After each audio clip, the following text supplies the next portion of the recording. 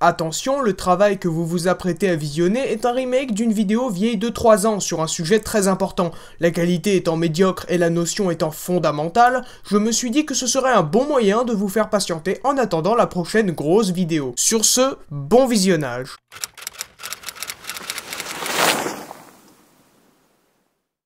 Bonjour à toutes et à tous et bienvenue sur Motorsport Gigantoraptor pour une vidéo très spéciale consacrée à un mécanisme évolutif expliquant les quelques différences morphologiques ou comportementales que l'on peut retrouver chez des espèces pourtant non apparentées, à savoir la convergence évolutive. En termes plus simples, ce mécanisme a lieu quand plusieurs espèces pourtant non apparentées s'adaptent au même milieu de façon similaire. Par exemple, la pipistrelle et le faucon commun ne sont pas apparentés directement, pourtant ces deux espèces sont adaptées au milieu aérien de la même façon, quoique indépendamment. On dit alors que les caractères que ces deux espèces ont en commun et qui définissent cette convergence sont analogues, c'est-à-dire, vous l'aurez compris, qu'ils n'ont pas pour origine un ancêtre commun à ces deux espèces, les ailes des papillons et des ptérosaures par exemple, en opposition aux caractères homologues dérivés d'un ancêtre commun. Pour revenir à la convergence, il n'est pas nécessaire que les deux organismes en question vivent à la même époque, étant donné que les mécanismes évolutifs s'appliquent depuis que la vie existe. Par exemple, les dauphins comme le dauphin d'Hector, actuel donc,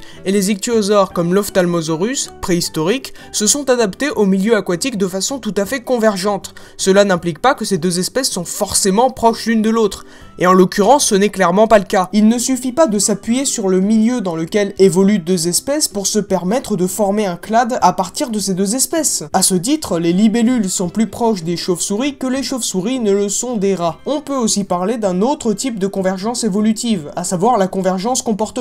Par exemple, les fourmis et les termites actuels ne sont pas directement apparentés, ce qui ne les empêche pas de développer un mode d'organisation eusocial, à la manière des abeilles, mais aussi des ratopnus. Le ratopnu, oui, c'est un mammifère qui a la particularité d'être un mammifère social. Si on peut tirer une leçon de tout ça, c'est que concrètement, il ne faut pas se fier aux apparences, et au moins aller jusqu'à l'anatomie si on souhaite classifier les espèces. Pour terminer cette petite vidéo en beauté, on va faire un petit jeu. Cet animal est-il plus proche de celui-là ou de celui-ci?